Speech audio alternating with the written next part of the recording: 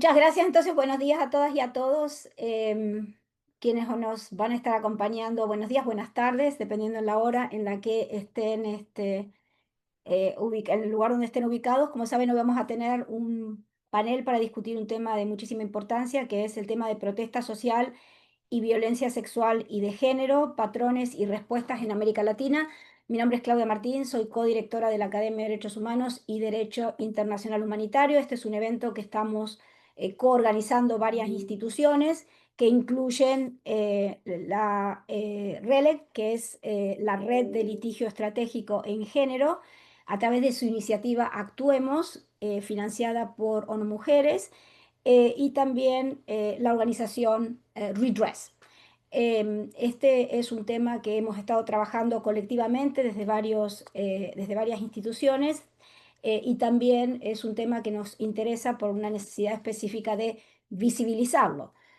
Justamente la utilización de violencia sexual y de género se ha utilizado como una herramienta de expresión estatal para reprimir mujeres y también otros colectivos. Creo que a través de la documentación que hemos hecho en años recientes, sabemos que afecta de forma desproporcionada a mujeres, personas género diversas, defensoras de derechos humanos, representantes de comunidades indígenas y afrodescendientes. También sabemos que a pesar de que es una práctica constante, se conoce poco y por eso la idea del evento es visibilizar, y que también existen obstáculos reales para el acceso a la justicia de las víctimas, con muy pocos casos de éxito. Es decir, casi una impunidad imperante, y que también está permeada por una intimidación constante a las víctimas, una práctica de minimizar hechos traumatizantes que podrían constituir tortura a través de otros delitos penales inferiores o de inferior sanción. Y por eso nosotros consideramos que es muy importante que estos temas los discutamos y también que los empecemos a trabajar colectivamente. Por esta razón, desde hace un año hemos trabajado esto desde RELEC, pero también con las colegas de Redress, y tengo aquí a Teresa Paredes, que ha estado elaborando un informe que eventualmente vamos a publicar, describiendo las prácticas, el modus operandi en muchísimos países, por supuesto, hechos que creo que se visibilizaron más fuerte en el caso de Nicaragua en 2018, posteriormente en el estallido social en Chile, Perú, en Colombia, en la violencia postelectoral más reciente en Venezuela y por supuesto en la mayoría de los países. Así que esta discusión, como digo, tiene este contexto y ojalá que logremos a través de la presentación de todas las colegas dejarles el interés de seguir trabajando colectivamente en este tema. Quiero partir de presentar a mis colegas en el orden en el que van a hacer sus presentaciones, y después les voy a pasar la palabra. Primero quiero presentar a Teresa Fernández Paredes, que es consultora en derechos humanos. Teresa es una experta en género y abogada especializada en derechos humanos, con más de 12 años de experiencia en litigio, incidencia jurídica y política. Ha trabajado en muchísimos sectores del movimiento de derechos humanos. Estoy muy orgullosa porque es una graduada del LLM de American University, y también, por supuesto, ha hecho otros estudios, incluso sigue estudiando en este momento en el Geneva Academy. Ha trabajado en organizaciones como Women's Link Worldwide, la Organización Mundial contra la Tortura y más recientemente en la Oficina del Alto Comisionado de las Naciones Unidas en Panamá, en la misión para la determinación de los hechos para Venezuela.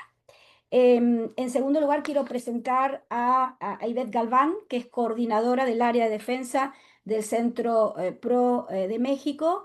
Ella es abogada y también maestra en Derechos Humanos por la Universidad Iberoamericana y actualmente cursa una especialidad en Derecho Penal en la Escuela Libre de Derechos. Colaboró anteriormente como coordinadora del área de litigio estratégico del Centro de Derechos Indígenas de la Misión Jesuita de Bachajón en el estado de Chiapas y ha representado en todas estas posiciones víctimas de graves violaciones de derechos humanos, incluso casos de tortura y violencia sexual. En tercer lugar, quiero presentar a Alexandra Salazar, que es presidenta de la Unidad de Defensa Jurídica de Nicaragua. Es una abogada y defensora de derechos humanos, graduada de la Universidad Centroamericana en Nicaragua. Actualmente, Alexandra, tenemos el gran placer de tenerla como estudiante en el LLM en American University, en el LLM en Derechos Humanos y Derecho Internacional Humanitario. A partir del 2018 hasta diciembre de 2024, enfocó su ejercicio profesional en la defensa de personas presas políticas y sus familias, la incidencia internacional y el registro y documentación de violaciones a derechos humanos en Nicaragua, donde se desempeñó como directora de la organización que ya mencioné, Unidad de Defensa Jurídica.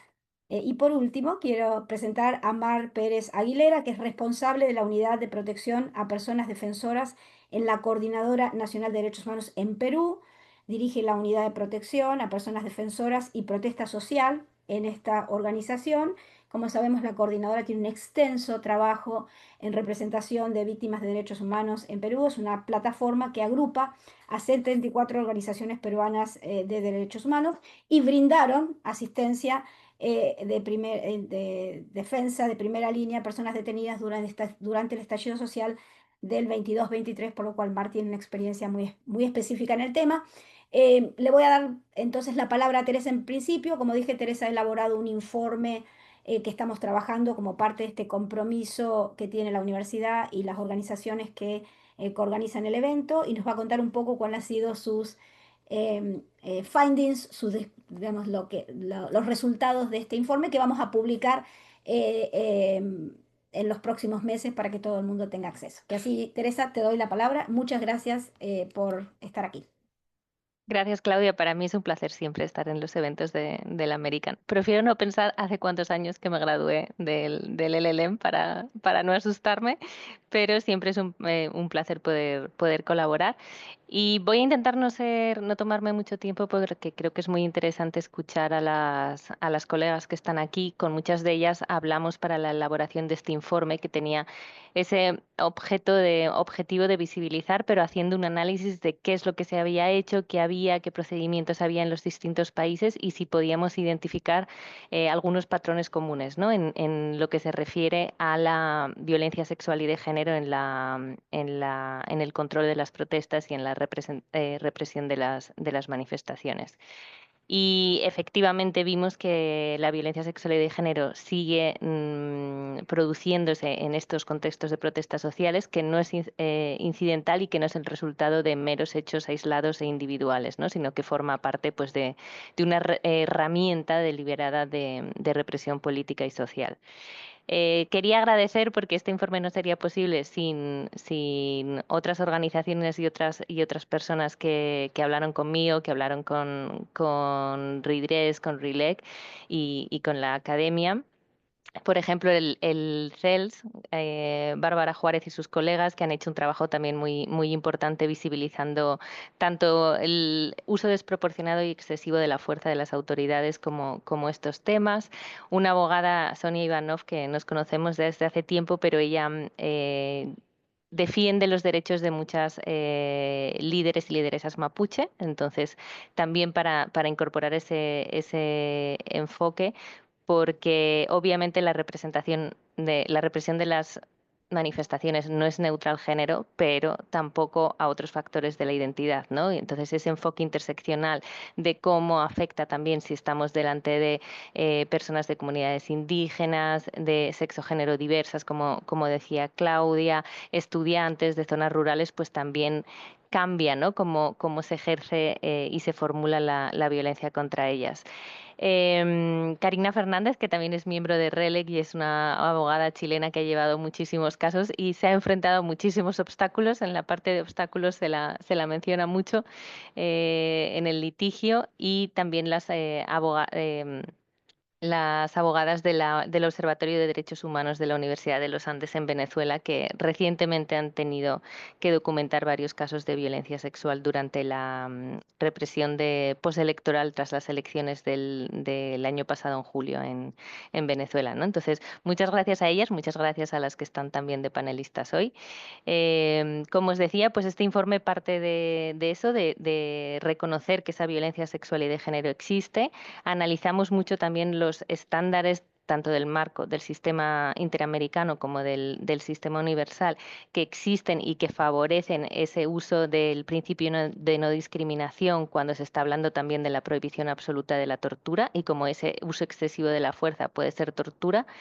Pero una de las cosas que se identifican sobre todo es que si bien se menciona mucho y muchos de los países de la región asumen, ¿no?, la necesidad de incluir un enfoque diferencial cuando tratan de gestionar o de establecer protocolos de gestión de las protestas, eso no se ve, es más nominal que práctico, por así decirlo, ¿no? Eso no se ve en que luego cuando hay una actuación o policial o militar no veamos usos abusivos de la fuerza con un componente muy específico de género e interseccional, ¿no? Entonces ahí las organizaciones sociales, las abogadas, abogados han jugado un papel muy importante en visibilizar esos hechos, pero bueno, sigue siendo importante y creo que este informe va a servir, ¿no?, también para seguir tendiendo redes y construyendo puentes para poder seguir trabajando en esta situación.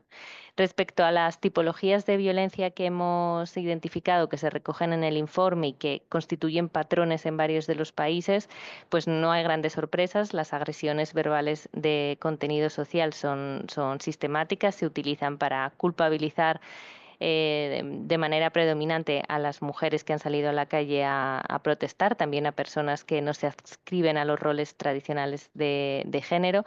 Hay muchos casos de distintos países y claro, luego esos insultos también se construyen de manera diferencial cuando lo que tenemos delante es una mujer indígena, o una mujer campesina o un hombre o una mujer transgénero, ¿no? Entonces, es importante que estos casos no se investigan si no vienen acompañados de violencia sexual, ¿no? No se consideran de la gravedad suficiente para recibir el interés de las autoridades en muchos de los casos. Y esto me lleva a entrar en la violencia sexual y de física y sexual. Ha habido múltiples formas hay múltiples formas de utilización sistemática de la violencia sexual en este marco de la represión: tocamientos, requisas invasivas, desnudez forzada, obviamente casos de violación, sobre todo también en condiciones de detención. Hemos visto casos contra niñas y adolescentes. Ese es uno de los que nos comentaban las colegas de Venezuela, del Observatorio de Derechos Humanos, ¿no? Muchos casos donde, aprovechando esos primeros momentos de detención, se obliga a adolescentes, a niñas a desnudarse, a realizar ejercicios físicos o ponerse en posturas difíciles delante de otros de otras personas, incluidas del sexo opuesto. Y un aspecto que ha salido bastante es el de la violencia reproductiva y me pareció bastante interesante porque son formas de violencia que a veces ni siquiera entendemos como tal, ¿no? Que no reconocemos, y al no identificarlas y no nombrarlas por su nombre, todas esas formas de violencia reproductiva se quedan bastante invisibilizadas, ¿no? Y eso me parece que es, sobre todo cuando estamos hablando de condiciones de detención, muy importante empezar a llamar a las cosas por su nombre. La abogada que mencioné anteriormente, Sonia Ivanov, relata, y está en el informe, el caso de una lideresa mapuche que sufrió cuando fue detenida de manera arbitraria, sufrió distintas formas de violencia, insultos misóginos, racistas, etcétera, pero eso la llevó incluso a que comenzase su menstruación sin que ella pudiese hacer nada, y que se utilizase precisamente eso para humillarla y degradarla aún más, sin darle obviamente acceso a ningún tipo de toalla higiénica, etcétera, ¿no? Y lo que me llamó sobre todo la atención es que todos esos hechos, en la denuncia que luego se puso, ella no los comentó, ¿no? Se habló de la detención arbitraria, se habló de los golpes, etcétera, pero no de esos temas que todavía para ella eran algo que no era necesario resaltar, o incluso que eran parte de su ámbito privado, ¿no? Entonces, la parte de violencia reproductiva creo que servirá también para que empecemos continuemos a calificar esas formas de violencia, y eso es súper importante también en términos de luego entender el impacto de esas formas de violencia, o incluso poder calificar actos como tortura o malos tratos versus otras formas, ¿no? Y eso me lleva a otro de los puntos del informe, que es la tortura generalizada, porque todas estas formas de violencia que he mencionado pueden constituir tortura si están presentes los elementos de la definición. Y el caso de Atengo, que Ivette va a hablar a continuación, pues es un ejemplo claro, así que para no extenderme mucho, le dejo a ella también que hable de ese caso que ha sido totalmente emblemático en la región y súper importante para plasmar este tema.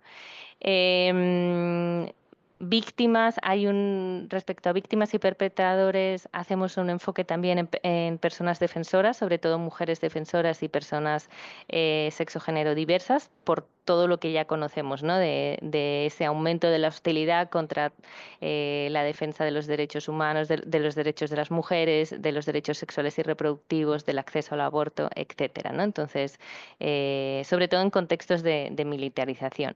Y respecto a perpetradores, creo que es un tema también interesante a ver, como hacer un análisis de género también de los perpetradores, quiénes son, ¿no? Y cómo las fuerzas de seguridad siguen actuando marcados por prejuicios de género.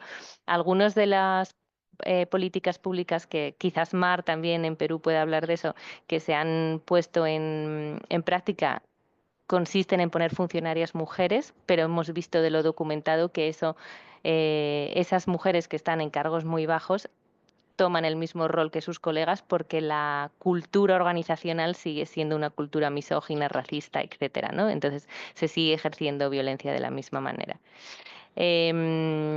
Obviamente los espacios de manifestación es el espacio principal. En el momento del arresto y en los momentos de traslado a comisarías u otros centros de detención, antes de que las mujeres u otras, bueno, las personas en general sean puestas a disposición judicial, es donde hemos visto que se comete el mayor número de, de violaciones. Se me olvidó mencionar a Temblores de la ONG Temblores de Colombia y Alejandro Lanz, pero es que justamente él me dijo, hablaba que en el caso del paro nacional en Colombia había habido una caza de brujas y hablaba de cómo la policía, en ese caso el SMAT, utilizaba y aprovechaba lugares cerrados o lugares privatizables para violentar sexualmente a la ciudadanía y en el caso de Colombia, sobre todo de manera desproporcional al menos a mujeres.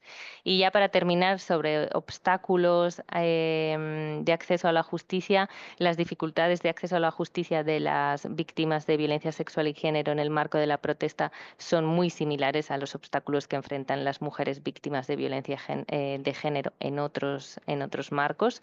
Los procesos que hemos documentado, lo que nos han contado las colegas, evidencian que el acceso a justicia, también lo dijo Claudia, es muy limitado, tanto porque se sufren barreras como la revictimización, el amedrentamiento a los familiares cuando las personas siguen privadas de libertad, la falta de investigación con perspectiva de género.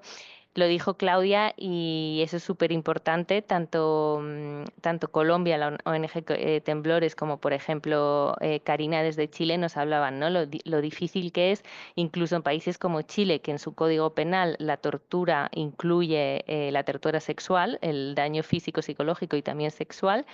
En estos casos donde hubo violencia sexual o violencia de género contra personas durante las protestas de hace unos años, la Fiscalía tiene muchísimos problemas ya estoy terminando, Carmen, muchos problemas para calificar como tortura, ¿no? Y termina siendo abuso de autoridad u otros delitos menos graves. Y obviamente los estereotipos de género que siguen permeando, especialmente contra mujeres indígenas. Mar, Sonia nos compartieron pues muchos ejemplos en sus países durante el desarrollo de los procesos que hace que o las mujeres desistan o sufran pues muchísimas dificultades, ¿no? para obtener justicia. Y pues algo para pensar, la impunidad generalizada, ¿no? Todo esto lleva a que nos encontremos en una situación donde podamos decir que muy pocos casos de violencia sexual y de género en protesta pues han tenido una condena firme que permita pues acceder a la justicia y también pues a reparar, ¿no? a las víctimas. Así que espero que podáis leer el informe cuando esté publicado, creo que será el mes que viene, y que podamos seguir trabajando desde cada uno desde nuestros espacios, ¿no? Para visibilizar y seguir haciendo incidencia en estos temas. Y gracias, Claudia, por la oportunidad de colaborar con la academia. Muchísimas gracias, Teresa. Creo que diste un perfecto panorama. Creo que lo más importante del informe y quizás de la presentación de Teresa es mostrar que esto se repite, que esto no es exclusivo. Quizás uno pensaba que podía ser exclusivo de algunos países, se repite constantemente, y eso el informe que está haciendo Teresa lo demuestra. También se repite constantemente la minimización de estos hechos como si no fueran traumatizantes, y la impunidad generalizada. Es decir, que quizás teniendo en cuenta que son prácticas y modus operandi que se repiten en la mayoría de los países, podamos encontrar formas de colaborar y también de avanzar con algunos casos. Como decía Teresa, creo que Karina Fernández en Chile ha trabajado muchísimo estos temas. Quizás una de las personas que más experiencia tiene, también es integrante de la RELEC, y tiene una experiencia para compartir de litigio interno que está reflejada en el informe. Pero bueno, también ha habido litigio internacional. Creo que el caso Atenco ha sido el caso paradigmático por excelencia, donde se lograron importantes estándares en la sentencia de la Corte, como va a contar Ivette. Sí, Alexandra, tenés el micrófono abierto. Como va a contar Ivette, lamentablemente ha habido muy poca implementación y de hecho la Corte tampoco ha hecho una supervisión específica sobre la sentencia, lo que es definitivamente algo para criticar. En tanto y en cuanto, como digo, es el caso paradigmático, el caso que se debiera haber cumplido, el caso que creó los estándares. Pero le vamos a dar la palabra a Ivette. También quiero disculparla luego porque Ivette tiene una audiencia que se presentó después que se comprometió a participar en el panel. Te agradezco muchísimo que hayas venido de todas maneras, y te damos la palabra. muchas gracias, Claudia, y muchas gracias a las colegas que nos acompañan el día de hoy. Para nosotros es muy importante estar en este espacio. A propósito de ya estamos a días de cumplir casi 19 años de ocurridos los hechos en Atenco. Preparé una pequeña presentación para compartir con ustedes. No sé si ahí estamos.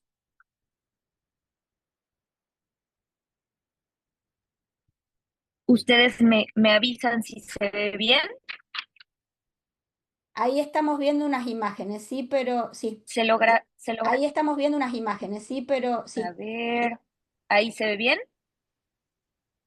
Ahí vemos las imágenes, sí. Perfecto. Ahí vemos las Es imágenes, una sí. presentación que preparamos a propósito de este encuentro y como les decía, ocurre en un momento importante para el caso, ya próximamente a cumplirse casi 2 décadas de ocurridos los hechos. Aquí les exponemos a las 11 valientes mujeres que llevaron este caso, como ya lo comentaba Teresa, lo comentaba Claudia, a la Corte Interamericana. Y un poco para traer a la memoria la secuela de los hechos, pues estos hechos ocurren en 2006, el 3 y 4 de mayo, en los municipios de Texcoco y San Salvador Atenco, en el Estado de México, y se dan en el marco de una defensa del territorio, de una organización muy importante que estaba surgiendo en la zona, un poco para traer algo de historia. En este lugar se había creado o había emergido el Frente de Pueblos de Defensa de la Tierra, que en el año 2001 había logrado parar la construcción de un aeropuerto en esa zona, que estaba como un proyecto nacional en México. Se logra parar esta construcción y la lucha comunitaria sigue, ¿no? Se logra, por ejemplo, parar temas de expropiación de tierra y de tal manera que es un territorio que sigue siendo muy importante en términos de organización comunitaria, defensa de la propia organización de esos pueblos que radican por allá. Y en 2006, digamos, se da una protesta por parte de unas compañeras y compañeros floristas que estaban protestando en contra de un plan municipal de desarrollo en donde implicaba reubicarles del lugar en donde históricamente habían vendido sus flores y históricamente habían tenido actividades de mercadeo en esa región del Estado de México.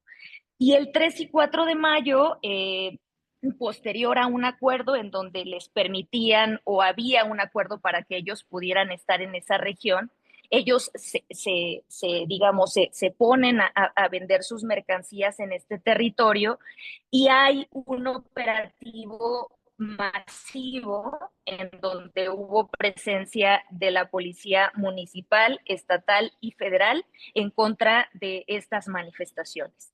Y es ahí donde surgen una diversidad de violaciones graves a los derechos humanos, tanto de mujeres como de hombres, pero derivado de estas vejaciones es que estas 11 valientes mujeres que están viendo en pantalla inician un proceso de lucha por lo que habían sufrido en su contra. En este momento de ocurridos los hechos, ellas enfrentan procesos penales en su contra. Algunas de ellas estuvieron más de 2 años privadas de su libertad de manera injusta. Digamos, sufrieron este tipo de procesos y se dan una serie de investigaciones en distintos foros a nivel nacional. Por ponerles un ejemplo, existe una investigación en el Estado de México, en donde la propia Corte Interamericana en los apartados que hablaré posteriormente dice que carecieron de una debida diligencia, de una investigación exhaustiva con perspectiva de género, pero también, por ejemplo, la Comisión Nacional de los Derechos Humanos, nuestro organismo máximo en México, hace una investigación en donde da cuenta de que efectivamente habían existido violaciones graves a los derechos humanos y que estas mujeres habían, acompañadas de otras personas que habían estado presentes en los hechos, habían sufrido tortura. En ese mismo contexto, nuestra Suprema Corte de Justicia de la Nación inicia una investigación. En ese momento había una facultad extraordinaria a cargo de la Corte, en donde da cuenta cómo fue la dinámica del operativo, cómo hubo implicaciones de autoridades estatales, municipales y federales, y que era necesario realizar una investigación de personas concretas, pero se limitaba, digamos, por las propias facultades que no tenía, siendo la Fiscalía, a imputar responsabilidad individual a elementos en lo particular. Derivado de todas estas vías que a nivel nacional se agotaron, lleva la reflexión a las mujeres a presentar una petición ante la Comisión Interamericana de Derechos Humanos y tocar la puerta del Tribunal Interamericano para acceder a la justicia. Sigue su proceso y en 2018 se emite una sentencia que consideramos es sumamente vigorosa porque es la primera vez que el Tribunal Interamericano emite algunas consideraciones respecto de qué es la tortura sexual, cómo la tortura sexual en estos hechos fue utilizada como un mecanismo de control social de la protesta en el cuerpo propio de las mujeres. Y esto no se había dicho antes por un tribunal interamericano. Posterior a esto, no ahondaré mucho en los temas analizados en la sentencia, pero de los temas, digamos, principales es esto que les decía sobre la tortura sexual, también mucho sobre el uso desproporcionado de la fuerza, porque la Corte es enérgica en señalar de la investigación realizada por la Suprema Corte, por la Comisión Nacional de los Derechos Humanos y distintos elementos que se pusieron sobre la mesa a lo largo del litigio interamericano, se puede sostener que no había justificación para ese uso desproporcionado de la fuerza, no había justificación para que hubiera presencia de tantas corporaciones policíacas y que esto se utilizara como represión de las personas manifestantes, y esto implicaba una vulneración al derecho a la protesta o al derecho de reunión. Otra cosa muy importante que menciona es la necesidad no solo de hacer una investigación de los autores materiales, sino también de la cadena de mando, y en ese sentido calificar la investigación que se hizo en el Foro Nacional respecto a que no eran nada más los agentes materiales involucrados, sino que había superiores jerárquicos que estuvieron involucrados en la planeación del operativo y en la supervisión del mismo. Estos son algunos de los temas que detectamos son importantes. Sobre los ejes principales de la sentencia, y los abordaré de manera muy rápida, sobre todo para poder compartirles el estado actual en términos de cumplimiento, que como ya lo mencionaba Claudia, lamentablemente no existen avances importantes, sobre todo en términos de la investigación en el Foro Nacional. En eso estaré centrándome al final de la presentación. Pero digamos, la sentencia reconoce que el operativo policíaco se llevó a cabo los días 3 y 4 de mayo en los municipios de Texcoco y San Salvador Atenco fue innecesario. No había ninguna justificación para utilizar la fuerza pública en Texcoco, y por lo tanto todas las detenciones que se llevaron a cabo en esos hechos fueron arbitrarias. No había justificación alguna. Todo el operativo se caracterizó por haber detenciones masivas, colectivas, arbitrarias a personas inocentes. Incluso hubo intromisiones a domicilios particulares sin que mediara orden judicial alguna.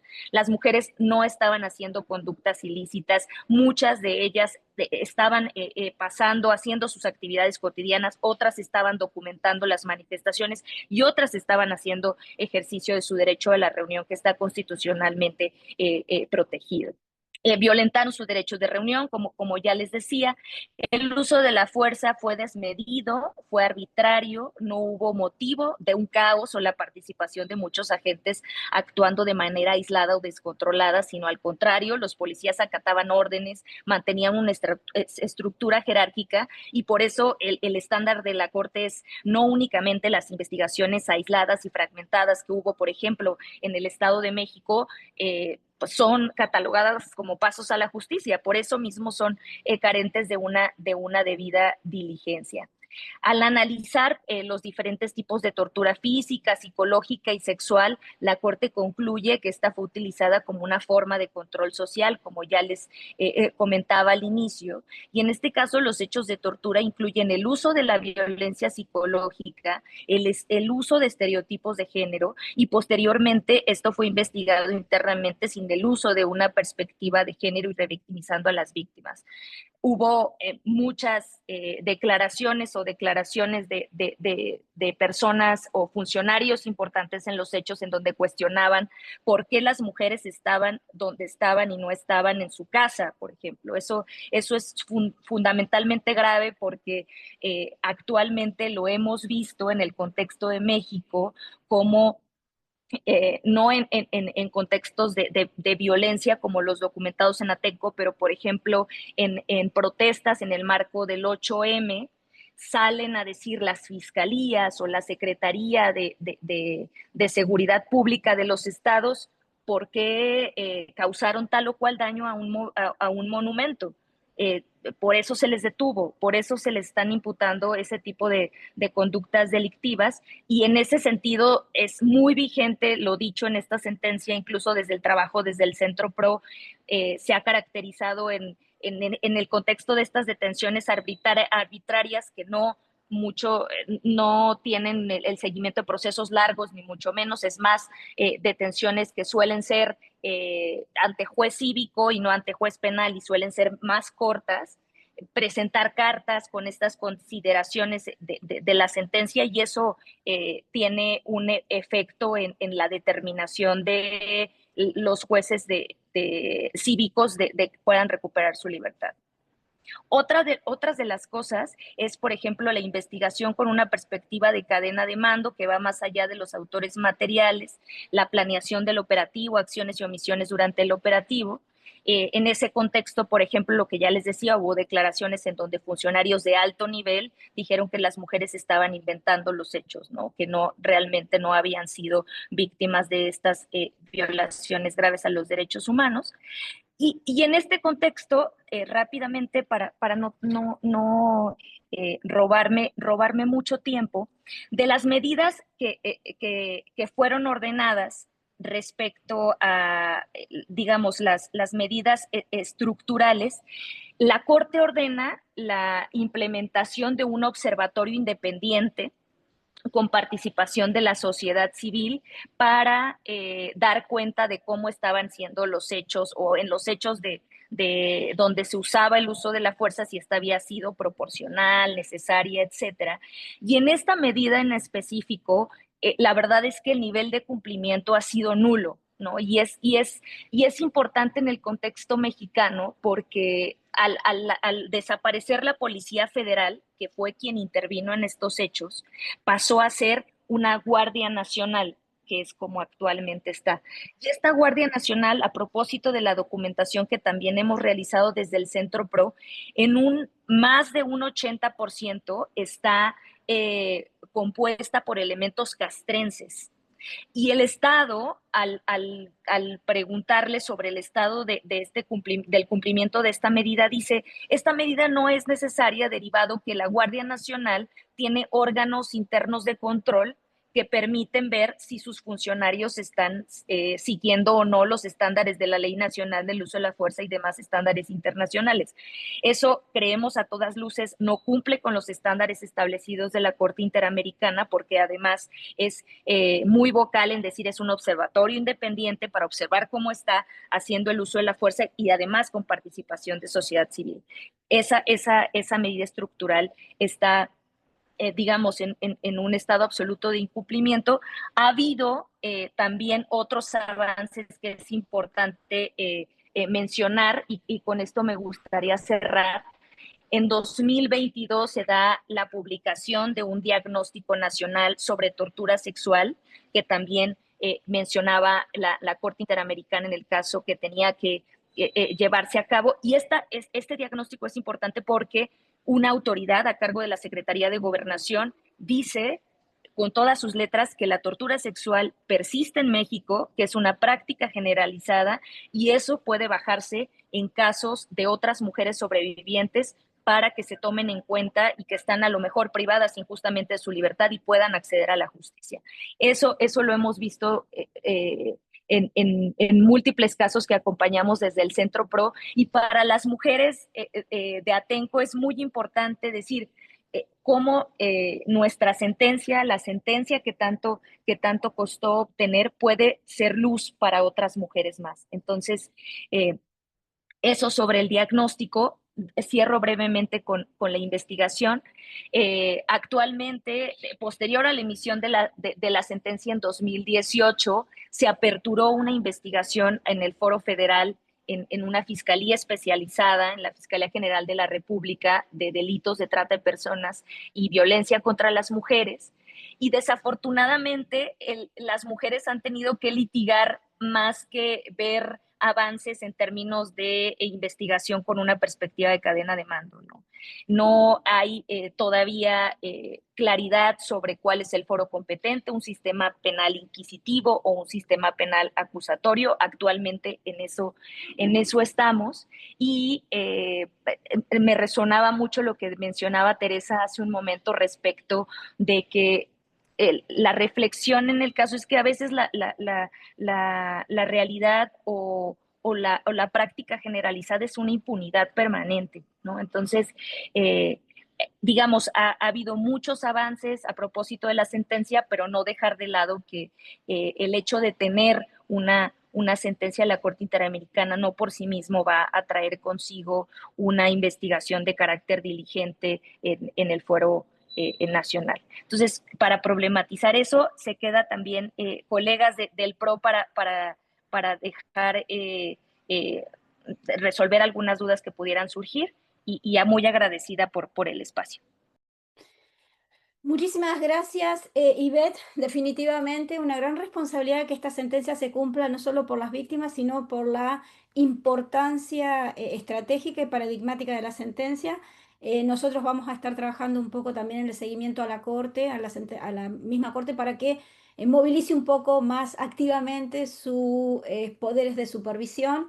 De nuevo, todas las sentencias deberían cumplirse, pero Atenco es una que a los efectos del impacto que tiene y la importancia en el tema que estamos discutiendo es fundamental que se cumpla. Quería decirle que para las personas que están conectadas pueden hacer sus preguntas, está este Q&A. Como saben, en el Zoom pueden ir haciendo sus preguntas ahí y con mucho gusto nos vamos a tomar un espacio al final de las presentaciones para que ustedes cuestionen, pregunten, hagan reflexiones, porque de nuevo la idea del panel hoy es visibilizar, es compartir y también quizás pensar colectivamente cómo este tema lo logramos poner muy arriba en la agenda. Ahora le quiero dar la palabra a Alexandra Salazar.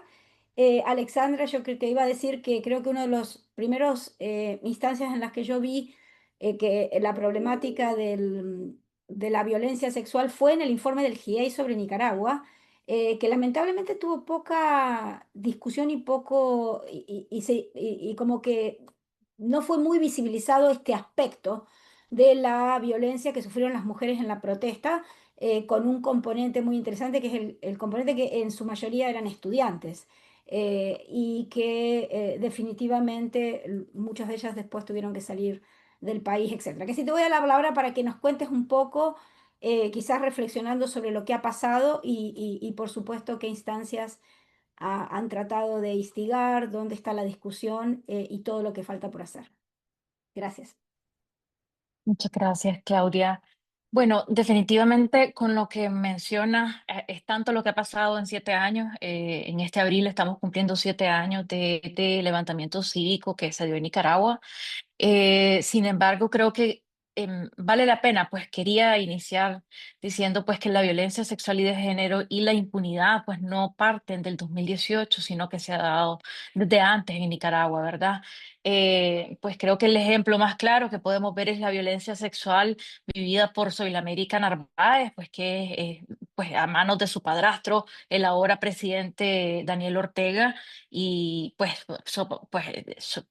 él fue además acuerpado por la madre de Soylamérica, pues que cuyo caso pues quedó en la impunidad y luego de una serie de maniobras políticas pues realmente el caso fue archivado y fue definitivamente que pues quedó en impunidad y en un sobreseimiento definitivo a favor de Daniel Ortega. Esto y lo traigo a colación no por traer la parte histórica de lo que significa el tema y porque además es el presidente en función en este momento en Nicaragua, sino que esta denuncia de Soy la América implicó pues el acorpamiento de todo el movimiento de mujeres, ¿verdad? En Nicaragua y esto fue visto pues como una alta traición por el régimen definitivamente y posteriormente se dio pues seguido a un tortuoso camino que conllevó a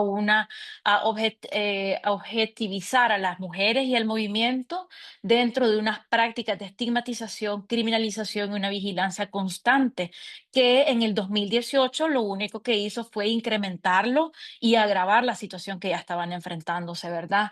Pero volviendo al 2018, pues comentar un poquito pues, de historia que probablemente sea ampliamente conocida, pero aprovecho para referirla. En realidad, el Nicaragua, quisiera aprovechar este espacio para agradecer pues, la oportunidad de visibilizar una de las formas más crueles y silenciadas, como vos decís, de la represión, que es la violencia sexual y de género en el contexto de la protesta. En 7 años, como decía, la represión y en medio de este contexto global que cada vez está más adverso para los derechos humanos y la democracia, no podemos permitir en este momento que esto quede en el olvido, en la impunidad y que no lo traigamos a colación. En Nicaragua, la violencia sexual y de género ha sido utilizada como una estrategia política represiva en contra de quienes son personas opositoras o consideradas como tal. No estamos hablando de un exceso individual en el ejercicio represivo de algún funcionario en particular, ni de un hecho aislado como tal, sino de una práctica sistemática, deliberada y planificada por el Estado como mecanismo de castigo, disciplinamiento y sometimiento, particularmente hacia quienes se han atrevido a ejercer sus derechos y libertades consideradas como detractoras del poder. Las protestas sociales iniciaron en contra de una reforma a la seguridad social que afectaba a las personas adultas mayores y por la respuesta negligente al incendio de la Reserva Biosfera Indio Maí, las que fueron reprimidas con extrema violencia. Pero ¿qué pasa acá? Entre la violencia ejercida, la tortura sexual dentro de los centros de detención y en custodia policial y parapolicial fue parte de las prácticas. Así lo documentó y traigo a colación en el informe de Teresa, pues hizo una breve mención también del Tribunal de Conciencia que se dio en el 2020 en Costa Rica respecto a la tortura sexual y la violencia de género vivido por las mujeres y vivido pues en realidad en Nicaragua en el contexto de las protestas. Este tribunal permitió evidenciar al menos 18 casos en el que pues las víctimas dieron cuenta de violaciones cometidas, penetraciones con objetos, choques eléctricos en genitales, abortos inducidos a golpes, humillaciones sexuales y agresiones físicas brutales, acompañadas de insultos machistas y amenazas de muerte como parte de los patrones utilizados por el régimen en torno a este tema. Todo esto con el objetivo claro de anular a las personas, romperlas física y emocionalmente. A estas formas extremas de violencia se suma un patrón sistemático de persecución y castigo a quienes ejercen el liderazgo social y político. Las mujeres privadas de libertad, generalmente a líderes y referentes en sus territorios, em, fueron parte de esta objetivización. Las mujeres privadas de libertad vieron negada de manera general, pues en términos de género, el acceso a la atención ginecológica, el contacto con sus hijos es parte del castigo implementado a las mujeres por haberse involucrado en asuntos políticos del país, la desnudez forzada, pero sobre todo sumado pues a la morbosidad de los desnudos en presencia de varones y de mujeres y quienes también aprovechaban esos momentos para la burla de sus cuerpos, en interrogatorios extenuantes en el que son cuestionados sus roles como madres, se les acusa de abandonar sus roles de cuido y crianza de sus menores por andar a lo que el régimen le llama andar jodiendo en la calle, como que si las mujeres no tuviésemos el derecho de involucrarnos en la vida política y social de nuestro país y en las decisiones de nuestro país, ¿verdad? Haciendo, pues, como decía, son amenazadas con su familia, ya sea de que serán agredidas dentro de los interrogatorios, ¿verdad? Para obtener información, son amenazadas con agredir a sus familias, con violarlas, con asesinarlas, con desaparecerlas.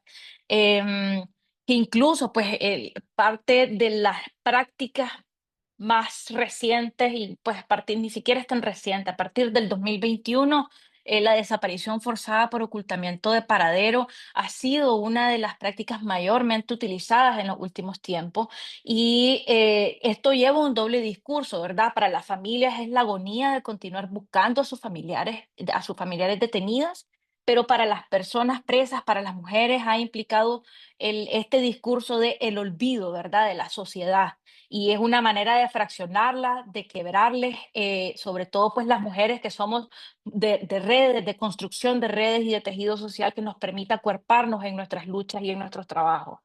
Em, que incluso pues en algunos años, en algunos casos hemos documentado de más de un año de privación de contacto con sus familiares, como les decía, rompiendo la red de soporte para quebrantarla. Incluso pues parte de las prácticas han sido que en los procesos judiciales sus vínculos emocionales y sentimentales son cuestionados cuando a los hombres no se les cuestiona ese tipo de prácticas, pero a las mujeres se les cuestione con quién se vincula y bajo qué condiciones lo hace, ¿verdad? Cosa que, pues, en los procesos judiciales arbitrarios que han enfrentado. Dentro de otras prácticas podríamos encontrar, pues, cabe referir, pues, que en Nicaragua hemos visto una hazaña en torno a las mujeres, sobre todo en la reclusión, en contra de ellas. A las mujeres el castigo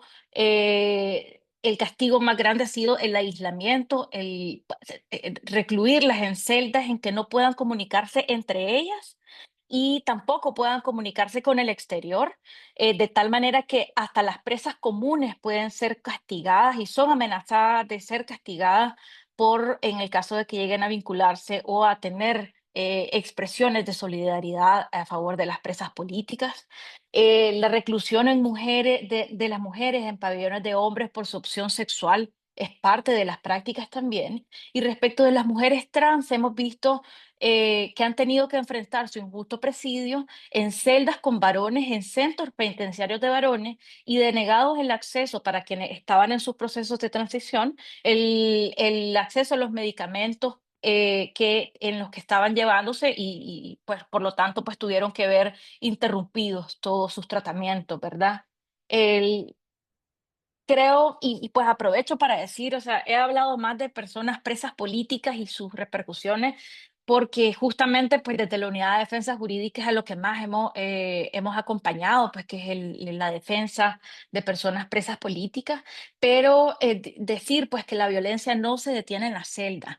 Las familias también son fuertemente castigadas, las visitas familiares se convierten en campos de represión, con requisas abusivas, tocamientos vejatorios, uso de perros durante las requisas, sobre todo en las áreas de genitales, instalando pues un miedo generalizado pues a las mujeres y a las familias, incluso a los niños que son desnudados y tocados previos a ingresar a los centros de reclusión.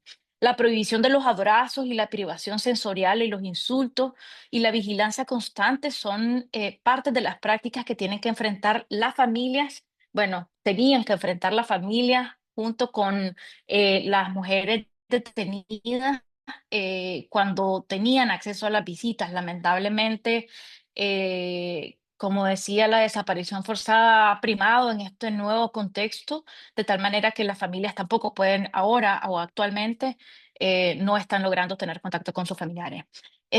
La represión se ha sofisticado desde el 2018 a la fecha.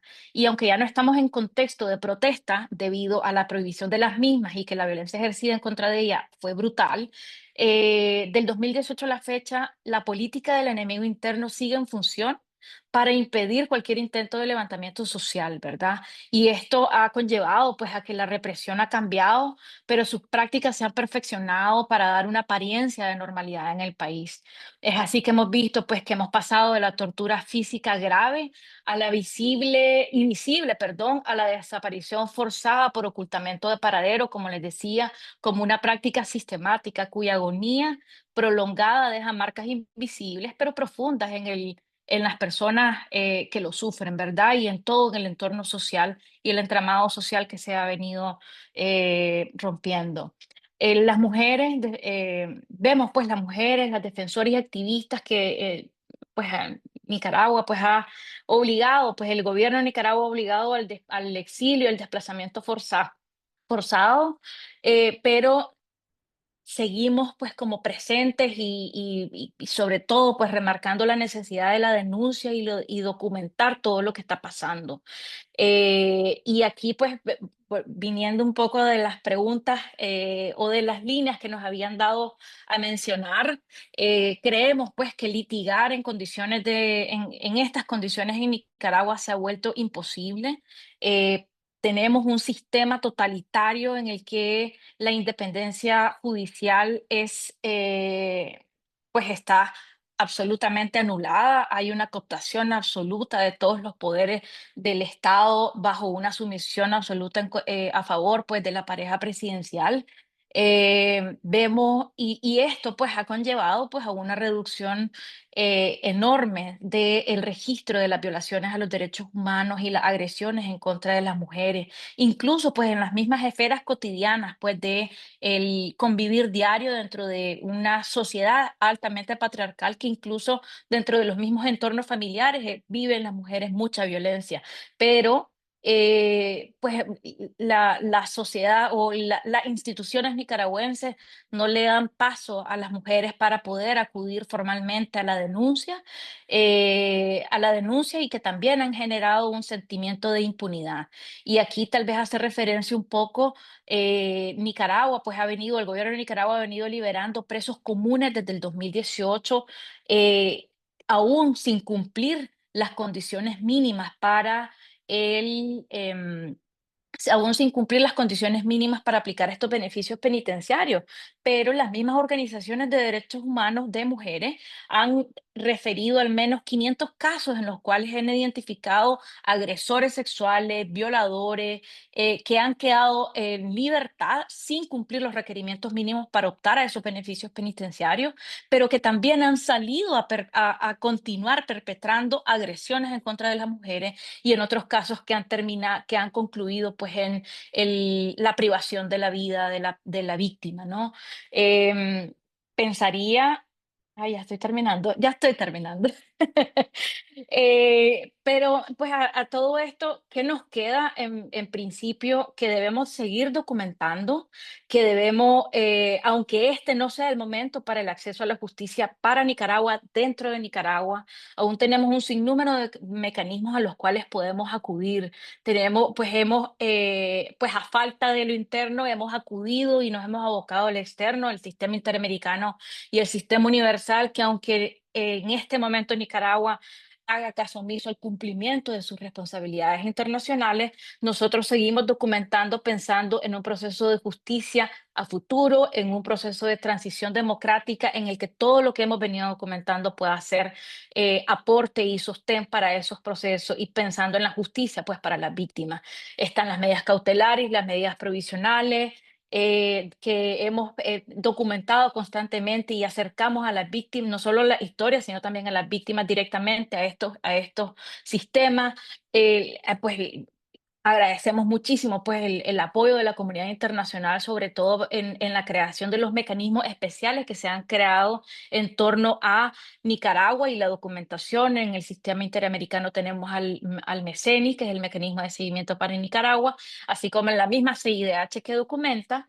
Y en el sistema universal hemos tenido a el GREN, que es el grupo de expertos en derechos humanos para Nicaragua, que como decías han documentado la violencia, y en el último informe incluso hubo una identificación de perpetradores que permitieran comenzar a pensar en pasos de justicia para Nicaragua, y diversas relatorías a los cuales hemos venido acudiendo.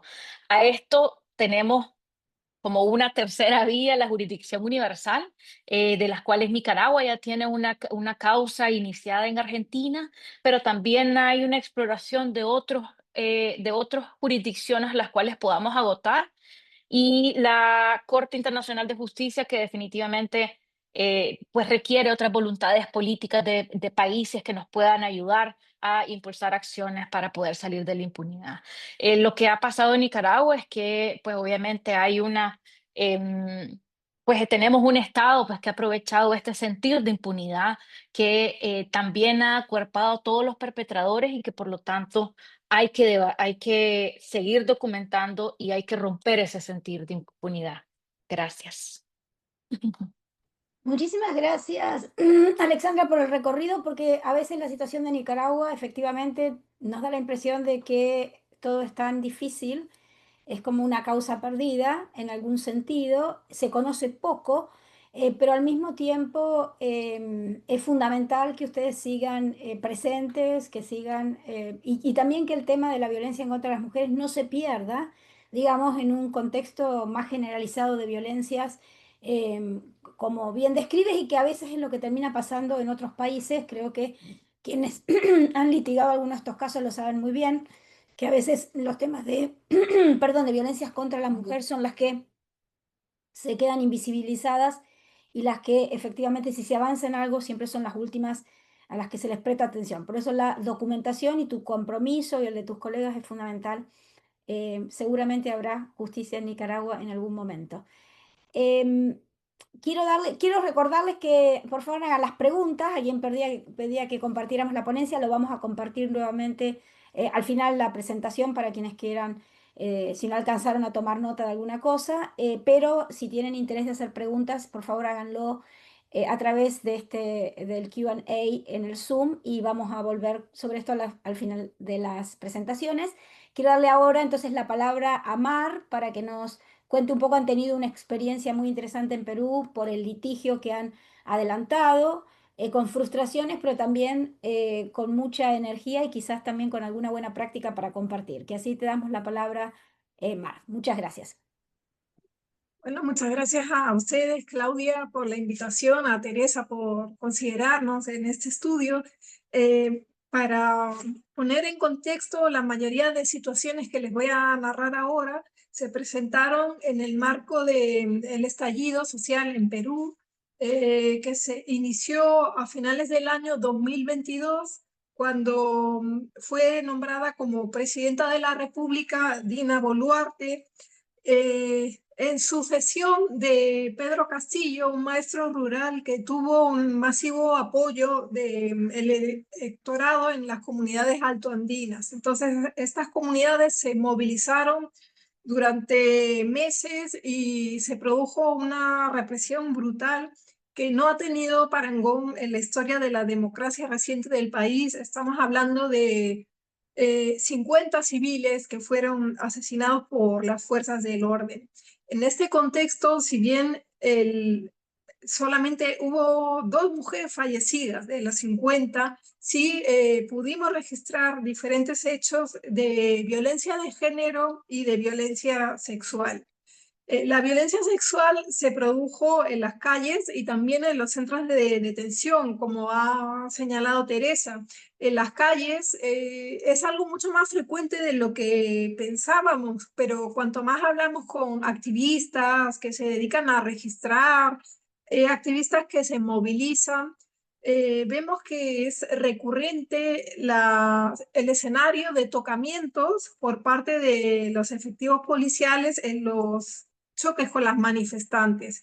Pero luego hay también un escenario de violencia sexual dentro de las dependencias policiales con tocamientos, pero que son claramente un acto de disciplinamiento, porque incluso es verbalizado por los policías. O sea, a las mujeres se les dice, esto te pasa por no haberte quedado en tu casa cuidando de tus hijos y de tu marido, ¿no? Entonces, es como que a las mujeres se les quiere recluir en el espacio doméstico y evitar a través de estos actos de violencia que participen en la vida política del país. Hemos documentado también varios casos de revisiones íntimas y lo que es súper curioso es que los policías creen que no es violencia sexual porque las revisiones las hacen mujeres, lo que implica un desconocimiento profundo de cuáles son los estándares en materia de libertad sexual, ¿no? Hemos registrado, no en las movilizaciones recientes, pero sí en hechos anteriores, mujeres que han abortado producto de la violencia sufrida durante las detenciones, la privación del acceso a elementos de higiene menstrual. Lo que comentó Teresa sobre la defensora mapuche ha pasado también acá en Perú durante el estallido social con mujeres de zonas altoandinas que se movilizaron a Lima. Y es que es muy habitual que las mujeres que están sometidas a condiciones de alto estrés se les adelanta la menstruación. Entonces, esta eventualidad debería estar contemplada en los protocolos que maneja la policía. Y además también, bueno, todas las dependencias policiales en general tienen condiciones muy precarias que son incompatibles con la dignidad humana. Pero en el caso de las mujeres detenidas por nuestra anatomía, la restricción a servicios higiénicos nos genera diferentes tipos de afectaciones, ¿no? Como las infecciones urinarias, algo que no hemos visto en el caso de los varones. Eso también debería tenerse en cuenta. Más allá de las acciones de los policías, vemos un discurso muy violento, racista, sexista por parte de los altos funcionarios del gobierno. Una cosa que ha generado mucho impacto en la población fueron unas expresiones del ministro de Educación durante el estallido social acerca de las mujeres indígenas aymaras que se movilizaban las protestas con sus bebitos cargados en unas mantitas amarrándose en la espalda, ¿no? Y entonces el ministro dijo que estas mujeres eran peores que animales, porque los animales no ponen en peligro a sus crías. Entonces vemos nuevamente una mezcla de racismo, porque esta afirmación implica desconocer la diversidad cultural que hay en nuestro país, desconocer las prácticas de las mujeres indígenas que hacen todo con sus bebés cargados a la espalda, o sea, van a trabajar con sus bebés cargados a la espalda, pero al mismo tiempo es profundamente sexista porque es de alguna manera obligar a las mujeres a elegir entre su rol de maternidad y la participación política, ¿no? Te tienes que quedar en tu casa cuidando a tu bebé nuevamente. Y la violencia sexista no solamente la ejerce la policía, no solamente la ejerce el ejecutivo, sino también los operadores de justicia.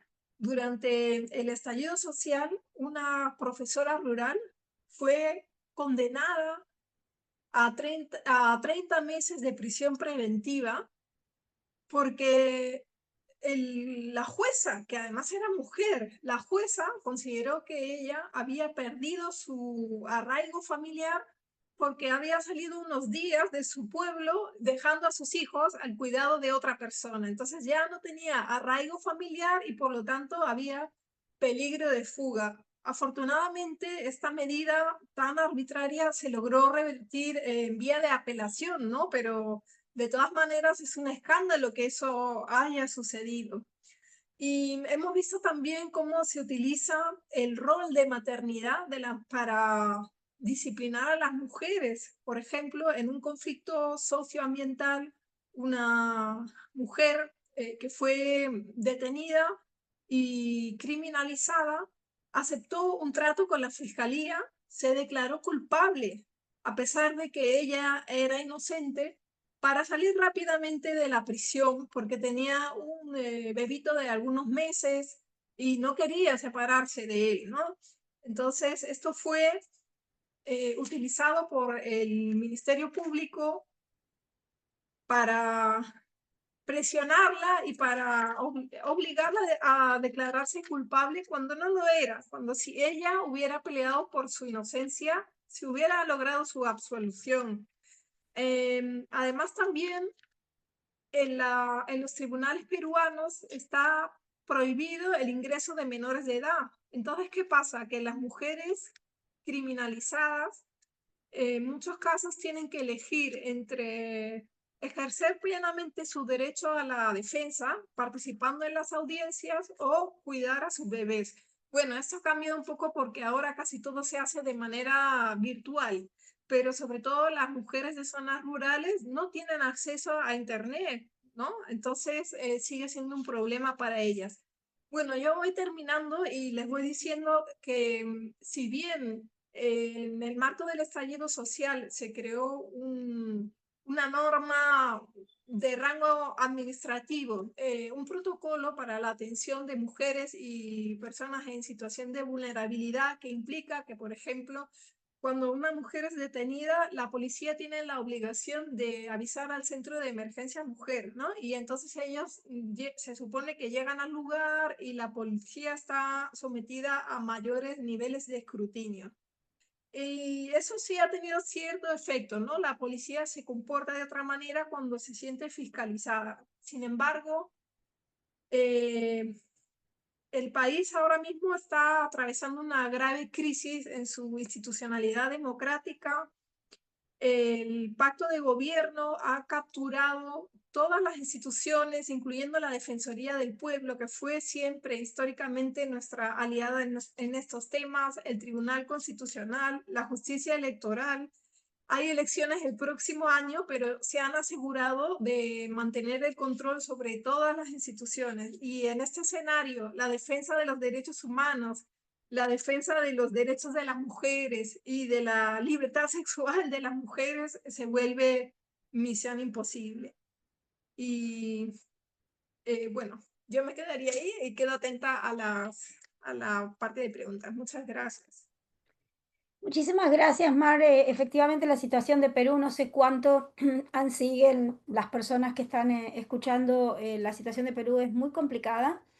y definitivamente hay una intención de perseguir a las organizaciones, digamos, que tienen por objeto representar víctimas de violaciones de derechos humanos, digamos, de cuestionar al Estado y a los agentes del Estado, están siendo afectadas. Hay una ley que acaba de entrar en vigor que tiene justamente ese objetivo. Es decir, la situación en Perú es muy delicada, y supongo que si es delicada en general, para el trabajo de las organizaciones de mujeres debe ser aún más complicado. Por eso el reconocimiento a todo el trabajo que hacen ustedes, y te agradezco mucho que estés aquí. No me han hecho preguntas, solamente preguntan por los documentos, el informe. Quizás Teresa les puede contar un poco cuándo va a salir el informe. Lo vamos a compartir, pero y ese informe tiene un montón de documentos y de citas que relacionan a algunos de los casos que están mencionados en el informe, y también, por supuesto, algunas de las experiencias que están contando aquí. Yo no sé, Teresa, si te voy a poner en una circunstancia incómoda, pero te quería preguntar si te animabas a contar un poco otros hechos o otros países sobre los cuales tu informe tiene, reflexiona, porque aquí obviamente estamos hablando de algunos países, pero como dije, los hechos de violencia sexual y de género se han extendido en la mayoría de los países donde ha habido alguna forma de protesta, y, digamos, vuelven a ocurrir. Creo que hoy en la Argentina es un ejemplo claro cuando esa protesta se incrementa. Entonces, quizás no sé si quieres hacer una reflexión sobre algunos otros hechos o casos que has trabajado en el informe. Y después, para las colegas, les voy a hacer algunas preguntas sobre acciones concretas en los temas de impunidad. Pero bueno, Teresa, te doy la palabra. Vale. Bueno, voy a pensar de memoria y no tengo muy buena memoria. Algunos de los países de los que no hemos hablado, ¿no? De los que no se ha hablado hoy, ¿no? Em, ya he mencionado Venezuela, pero Venezuela tuvo en muchos de los temas que hemos visto desde julio del año pasado, 2024. Sí, se ve muy bien, ¿no? Como todo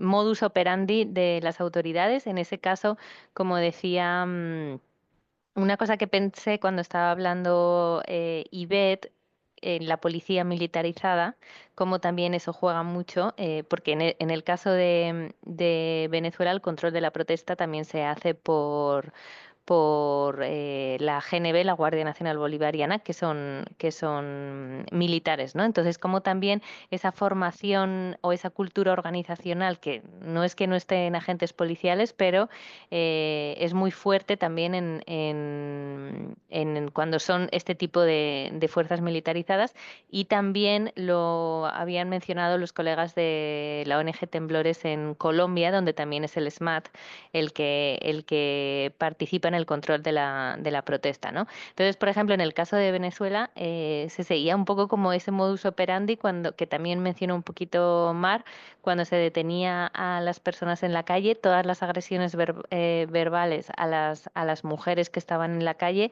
también acusándolas de por qué estaban ocupando ese espacio público. En ese caso no es como puede ser, por ejemplo, en Colombia o en Perú, con componente también de racismo o discriminación por razón de etnia. Es más por si se considera o no a la persona opositora o no al gobierno, ¿no? Entonces era más bien ese caso, y, por ejemplo, todas las mujeres que estaban con camisetas blancas, que se asocia a la oposición en Venezuela, directamente iban a insultarlas, pues todos los apelativos misóginos, y luego muchos tocamientos durante el traslado en las motos o en los camiones hasta o centros de detención o centros similares. Había un caso bueno, y luego hasta pasar a sede judicial y durante los trayectos también habían muchas formas de agresión y violencia sexual. Que eso el relator ya hace tiempo, el ex relator Juan Méndez, creo que era Juan Méndez, ya lo había identificado como uno de los espacios donde cuando las personas están detenidas, cuando hay mayor riesgo de violencia sexual y de género. Por poner algún ejemplo que no sean mujeres, En Colombia se documentaron muchísimos actos de violencia contra hombres gay. En concreto recuerdo un caso que eran tres hombres que fueron detenidos, tres jóvenes en realidad, en Barranquilla durante el paro nacional, y también a ellos, ¿no? Se les estuvo amenazando con que se les iba a violar. Es un poco distinto, ¿no? Como los juegos de tú qué dominio de poder quieres ejercer contra esta persona, ¿no? Pues el riesgo, las amenazas con desaparecerles y con violarles, que se ejecutó esa violación contra uno solo de ellos, que era precisamente el hombre que era homosexual, ¿no? Entonces a él sí que le violaron. En el caso de Venezuela también, perdón que hablo mucho con Venezuela, pero he estado como muy próxima también a esa realidad recientemente. Hay también muchos casos de violación contra hombres heterosexuales, sobre todo militares.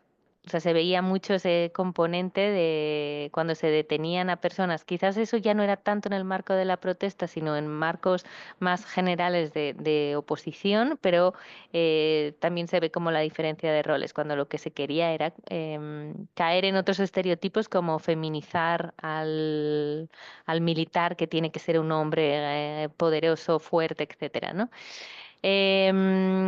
Estaba pensando también, hay muchos casos en Argentina que litigó el CELS o que el CELS participó a través de Amicus, que son bastante interesantes en el informe, también contra activistas y defensoras de derechos humanos, y activistas de la comunidad LGTBIQ+.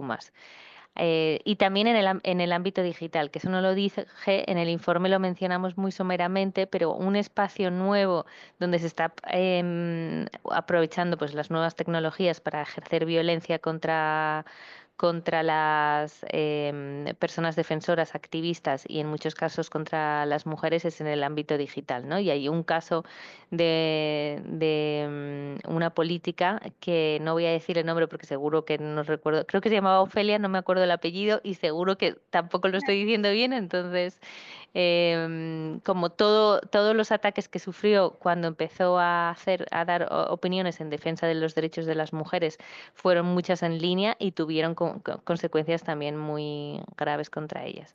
Y otra cosa que pensé, perdón, ya, ya termino pronto, pero cuando estaba escuchando a las colegas, em, por un lado, creo que es muy importante leer las protestas bajo la lente de la tortura, no solo pues de los derechos tradicionales de reunión, asociación, expresión, manifestación, etcétera, sino aprovechar, ¿no? Que la tortura, la prohibición absoluta de la tortura, y de que si encuadramos estos hechos bajo la lente de la tortura, eso tiene un plus agravado y una serie de obligaciones a los estados que les obligan a investigar, etcétera, e incluso lo que decía Alexandra, ¿no? Entrar ya en jurisdicción universal, etcétera, ¿no? Entonces esa es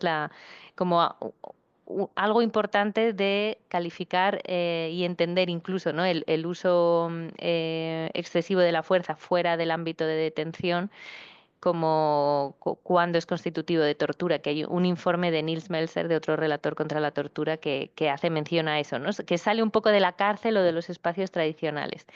Pero también en el informe hay algunas experiencias que me parecieron interesantes, y que creo que alguien habló de eso, pero ahora no recuerdo si fue quién fue. Litigios que no son penales, pero que son en otros sistemas, ¿no? Como en sistemas civiles o administrativos. Y hay ejemplos en el informe de Argentina también, donde en estos casos hay uno en concreto que me pareció muy interesante, en una jurisdicción contenciosa administrativa, donde la jueza había sido persecución, no contra activistas LGTBIQ+ durante una manifestación. Fueron detenidas, pero a dedo, simplemente porque eran las lideresas, no porque, o sea, porque eran como lideresas sociales, pero no porque hubiesen estado haciendo nada más allá de manifestarse. No estaban haciendo ningún acto violento ni tenían ninguna, perdón, motivo más allá su detención. y se presentó una denuncia administrativa contra los funcionarios que las detuvieron, argumentando pues ese uso indebido del sistema penal como una herramienta de violencia política por razones de género. Y la jueza administrativa, esto fue como en el 2023, a finales del 2023, la jueza administrativa dijo que efectivamente las autoridades estaban usando o ejerciendo la violencia para reprimir el activismo político y que habían ejercido violencia política por razones de género. Y se indemnizó a las defensoras, ¿no? Entonces, eso también puede ser como pensar. Estaba pensando perdón, ya, la tos es la que me va a decir, me está obligando así dejar de hablar, pero en contextos tan difíciles como el nicaragüense que contaba Alexandra, y también obviamente pasa en Venezuela, donde la jurisdicción universal y ese tipo de acciones puede que sean las únicas abiertas, ¿no? Pero en otros países, quizás como Argentina, otros países de la región, se puede pensar qué otro tipo de, o beber o aprender de estas buenas prácticas de otros colegas en otros países para intentar replicar litigios que al menos pues permitan tanto la reparación, que me parece imprescindible, como ir avanzando en reconocer determinadas formas de violencia por razones de género como tal, ¿no? Como formas de represión. Y eso. Muchísimas gracias, Teresa. Tenemos una audiencia que nos ha seguido, pero que no hace preguntas, que así yo voy a hacer una última pregunta y después gracias, Magdalena, que es quien está compartiendo alguna información. Si les interesa seguir, está en el chat. Les voy a hacer una pregunta más y después una reflexión final para ir cerrando ya el espacio. Hablaste Teresa, de la calificación de estos actos como tortura. Yo creo que hemos sido bastante más exitosas en el ámbito internacional, pero hemos tenido muchas dificultades a nivel interno para que efectivamente se investiguen estos hechos como tortura. Yo no sé si quizás las colegas de el PRO o MAR, porque la misma Alexandra ha dicho que ha sido imposible litigar en Nicaragua, pero también, Alexandra, si tienes algo para comentar, bienvenida. No sé si quieren hacer algún comentario sobre esta dificultad, ¿no? ¿Cómo logramos que a nivel interno los jueces, fiscales, que no nos creen mucho, que efectivamente estas experiencias sean traumatizantes o lo suficientemente severas para caracterizar tortura, cuáles han sido los obstáculos que han encontrado y bueno, si tienen alguna sugerencia de cómo trabajar estos temas. Nosotros desde la RELEC y desde Redress estamos trabajando y encontrando formas quizás persuasivas para que se avance a nivel interno, que es también al final donde deben darse las sanciones, las reparaciones, etcétera. Pero Mar ha pedido la palabra, que así te la doy, Mar, para que complementes eso.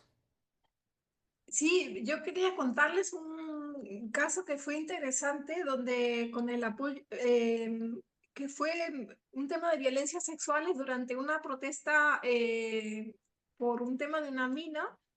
Y acá, siendo una empresa transnacional, logramos acceder al apoyo de un estudio que, como parte de su trabajo pro bono, denunció a la empresa en su casa matriz en Londres y lograron una transacción extrajudicial, pero bueno, esto ha tenido muchos problemas para los defensores involucrados, porque en la comunidad se ha corrido el rumor de que ellos fueron pagados por la mina para silenciarlos, ¿no?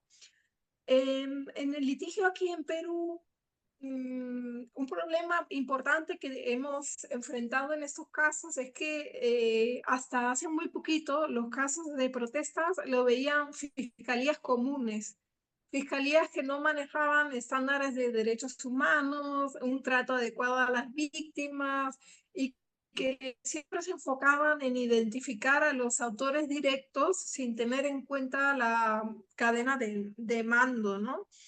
Y generando una situación total de impunidad y de revictimización. A partir del año 2020 se produjo un cambio radical porque hubo una protesta que fue en Lima, es muy centralista, ¿no? pero esa protesta recibió mucha adhesión, incluso el respaldo de medios de comunicación, que por primera vez no hablaron de los vándalos que habían salido a protestar, sino de los héroes de la democracia, ¿no?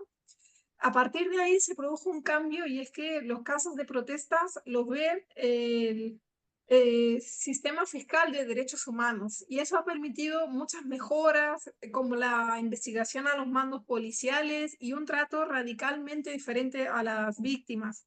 Sin embargo, un problema que tenemos es que nuestro Código Penal no contempla de manera específica la violencia sexual como una forma de tortura, aunque sí se está aplicando por operadores de justicia. Y también tenemos muchos problemas en la documentación de las afectaciones a través de pericias psicológicas. Los peritos oficiales, la verdad, hacen un trabajo con muchas deficiencias y que con frecuencia es tan revictimizante que las mujeres se retiran, no completan los procesos y al final se quedan sin suficiente sustento para poder desvirtuar la presunción de inocencia, ¿no? Que es al final nuestro principal reto como en el litigio penal. Eso básicamente. Muchas gracias, Mar. No sé si Alexia quieres complementar algo. Hola, ¿qué tal? Perdón, por acá estamos Alexia y Eduardo del Ah, perdón.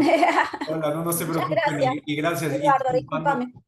porque Ivette, como decías, Claudia tuvo que salir, pero bueno, por acá no queríamos dejar de complementar, señalando que un avance importante o un impacto importante a raíz del caso de Atenco, pero también de muchos otros sobre tortura sexual que a nivel interno se litigaron, lograron que la Suprema Corte de Justicia de la Nación, que es el máximo tribunal en México, delimitara criterios en su jurisprudencia obligatoria, sobre cómo se caracteriza o cómo se define la tortura sexual. Por ejemplo, hay un criterio que habla de cómo la desnudez forzada por parte de agentes del Estado es o configura tortura sexual, la definición de tortura sexual misma, y eso permite, ¿no?, hacer una jurisprudencia obligatoria que los tribunales, las juezas, los jueces de nuestro país deban seguir esta línea para caracterizar, y mucho viene motivado, insisto, por el caso de Atenco y los criterios que la propia Corte Interamericana desarrolló, y en nuestra experiencia en el Centro PRO acompañando a más víctimas, a más mujeres como las del caso de Atenco,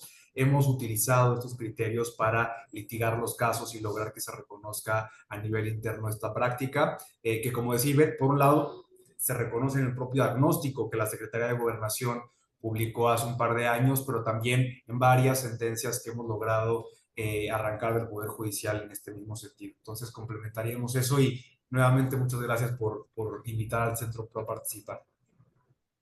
Muchísimas gracias, Eduardo, por complementar. Ven que cuando uno comienza a hablar, las experiencias son aisladas, pero uno puede armar una cierta coherencia. Por eso la cooperación y el trabajo conjunto es tan importante, las prácticas en otros países, las sentencias interamericanas, todo crean un cuerpo jurídico con el que se puede ir avanzando en algunos temas y a veces lo que pasa es que no sabemos. A mí me gustaría terminar, hay una pregunta que quizás la puede contestar Alexandra porque tiene que ver, es de Venezuela y tiene que ver con la intimidación de las víctimas. Y creo que ustedes lo han sufrido, lo pregunta Bela Justiniani. No sé si la ves la pregunta, Alexandra, si la podés relacionar un poco con tu propia experiencia digamos, de sufrir de distintas maneras. Lo mencionaste, la intimidación de las víctimas, que sea muy difícil también mantener un caso, denunciar por represalias, etcétera. Y después le voy a dar un minuto a cada una. Con eso, Alexandra, haces tu conclusión final y después le doy un minuto a cada una de las otras participantes para que hagan una conclusión final y nos despedimos. Gracias. Gracias. Bueno, ya que estamos aprovechando el 2x1, yo quería agregar un poco a lo que decía Teresa. Realmente el tema de las tecnologías es realmente preocupante su utilización, ¿verdad? Para nosotros fue fundamental el acceso a las tecnologías para poder documentar en tiempo real todo lo que venía sucediendo, y eso nos permitió trascender la frontera, ¿verdad? Y llegar más allá de lo que en el día a día estaba sucediendo dentro de Nicaragua y poder tener este foco internacional. Creo que el tema de la incidencia no es menospreciable, es súper importante para entornos represivos como los nuestros y por lo tanto pues hay que siempre insistir en ese tema de cómo podemos hacer, sobre todo pues en este contexto global un poco preocupante, pues, pero que cómo podemos hacer para mantener la situación de nuestros países sobre la palestra pública, ¿no? De tal manera que no queden invisibilizados, sobre todo cuando en nuestros países no podemos hacer más. Y, pero también, por otro lado, dentro de lo que sí significa para beneficio de los regímenes represivos, esta utilización de troles en contra de las redes y los movimientos para poder desvirtuar la lucha también campañas de estigmatización, debilitar y generar desconfianza sobre lo que está sucediendo y sobre el trabajo de que las mujeres luchadoras han venido teniendo para la defensa de los derechos humanos. Y yo creo que también ahí radica un poco la diferencia entre la violencia o la violación sexual y la violencia de género, pensando en que para los hombres es la violencia, la violación física como el cuerpo, pues la violación al cuerpo como tal, pero para las mujeres es más allá de eso, pues, sino también el acabar, no es solo la violación, la tortura sexual, sino también el acabar con sus redes, con su tejido social, con la organización y con la lucha que hemos venido teniendo, porque pues, específicamente, pues, o de manera amplia, las mujeres han sido luchadores sociales por los derechos y las igualdades. Entonces, es justamente lo que los regímenes persiguen, pues, que es el acabar este tipo de luchas para tener menos personas hablando, ¿verdad?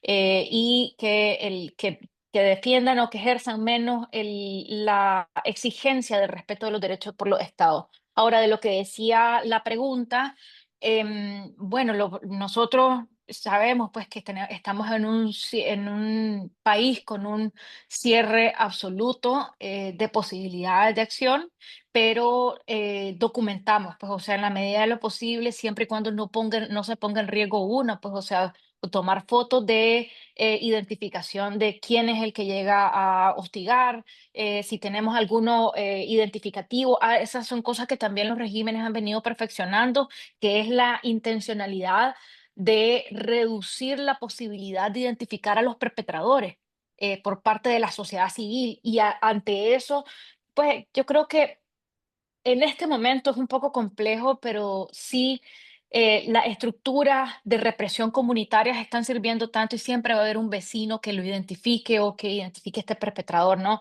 Entonces tenemos una apuesta a futuro de la que todos podemos ser parte en documentar. Y yo creo que las organizaciones de derechos humanos en el ámbito nacional e internacional, como la CIDH y el Sistema Universal, son fundamentales porque nos permiten no solo documentar para nosotros, sino también un grado de validación de expertos que han venido documentando sobre las violaciones que se dan y que nos permiten constatar a la comunidad internacional de que lo que hace sociedad civil o lo que documenta sociedad civil no es una mentira, sino que es una realidad. Y es una realidad que todos podemos ver y aunque no lo podamos denunciar abiertamente, pero podemos ir documentando a partir de estas alianzas, pues, con organizaciones de derechos humanos.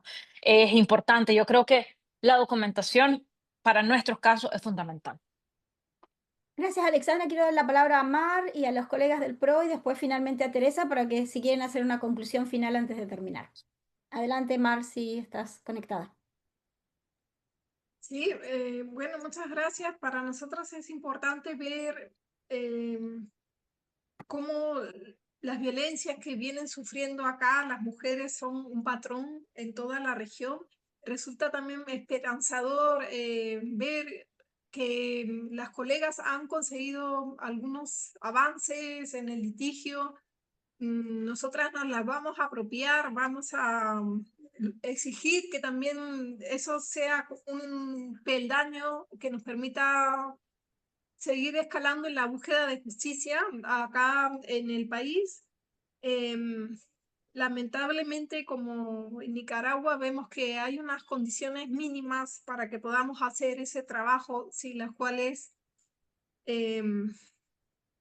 luchar por el enfoque de género pues se convierte en algo prácticamente inviable. Como decías, Claudia, a nosotros ahora nos han prohibido porque nos pueden multar o cerrar las organizaciones, litigar en el sistema interamericano, litigar dentro del país con fondos de la cooperación internacional. Hace unos días se presentaban las solicitudes de audiencia para la Comisión Interamericana y hemos tenido que pedir apoyo de organizaciones internacionales para poder acceder a ese espacio, ¿no?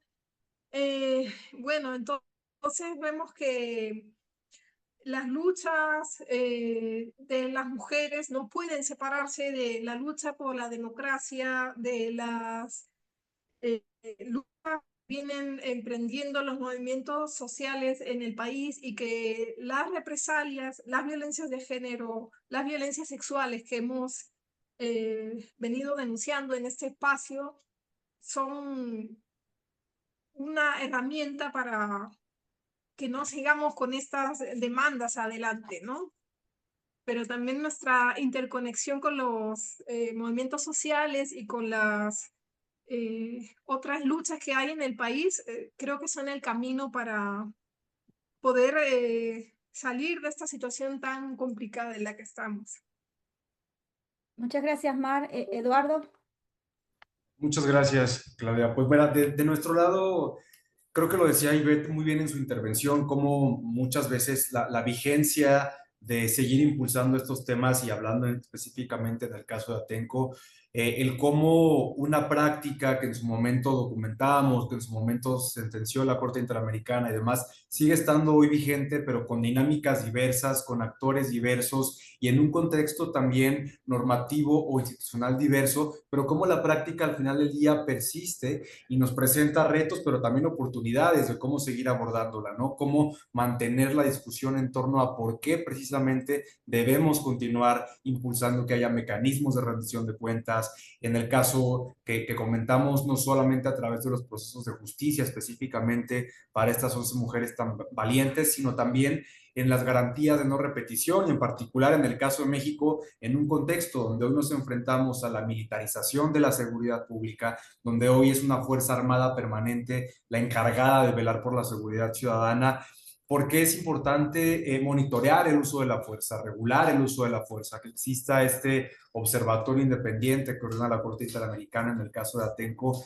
Es importante no solo por cómo combatir una política militarizada de seguridad, sino también por el impacto concreto en casos de tortura sexual, de violencia en contra de las mujeres y específicamente en el contexto de la protesta. Y en ese sentido decir que es importante esta articulación también de estrategias a nivel internacional y ahí reiterar este llamado que también bien mencionabas, Claudia, de cómo la Corte Interamericana debe asumir también un rol más proactivo, ¿no? En entender precisamente este contexto y la vigencia de medidas como estas, impulsar que el Estado cumpla con este tipo de medidas y también cómo lo conectamos con procesos de incidencia a nivel interno, con espacios como este de reflexión e intercambio con colegas en otros países y compartir realidades que al final del día articula, digamos, toda una estrategia diversa a nivel interno, a nivel nacional, con diversas actores. Y en ese sentido, pues, hacer eco de la lucha de las mujeres de Atenco, como decía Ivette.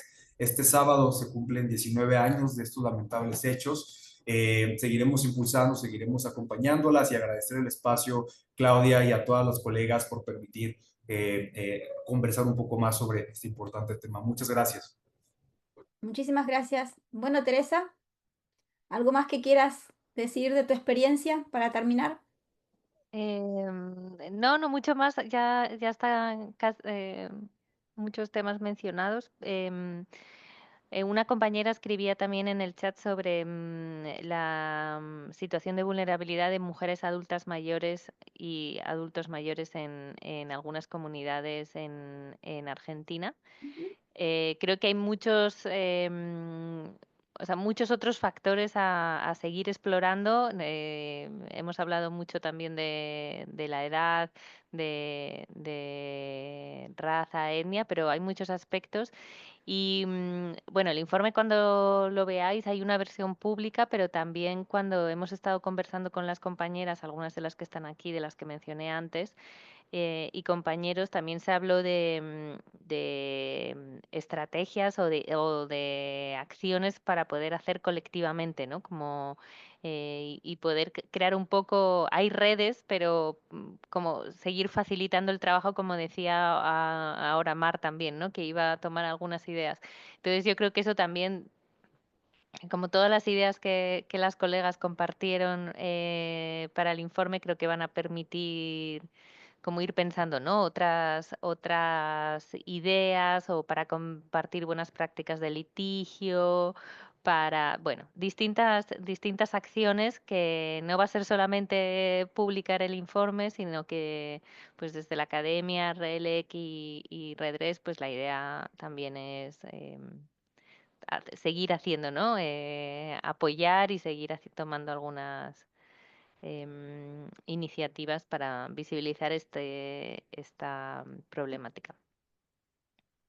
Bueno, muchísimas gracias. Totalmente de acuerdo. Ojalá que el informe y todo este trabajo que se ha estado haciendo sea solo el principio de una discusión más amplia, que tenga un impacto real, que nos junte, que nos ponga a pensar, a hacer distintas estrategias. Cada país tiene su propia realidad, lo estamos viendo un poco por lo que dice Alexandra, por el deterioro también en Perú, algunos avances en algunos países, impunidad un poco constante, así que hay mucho trabajo para hacer y de nuevo ojalá que esto sea el principio de un trabajo más colaborativo para el futuro. Muchísimas gracias, Teresa, Alexandra, Mar, Ivette y los colegas del PRO y también, por supuesto, a mis eh, colaboradoras, Carmen Ponce, que ha estado aquí, muchísimas gracias por organizarlo, a Sabrina, a Silvia, que son de RELEC, muchísimas gracias por el apoyo también. Y por supuesto a las colegas de Redress que han participado de esta actividad y que seguirán colaborando. Ojalá que nos sigamos viendo y sigamos trabajando esto. Muchísimas gracias y buenos días, buenas tardes para todos. Muchas gracias.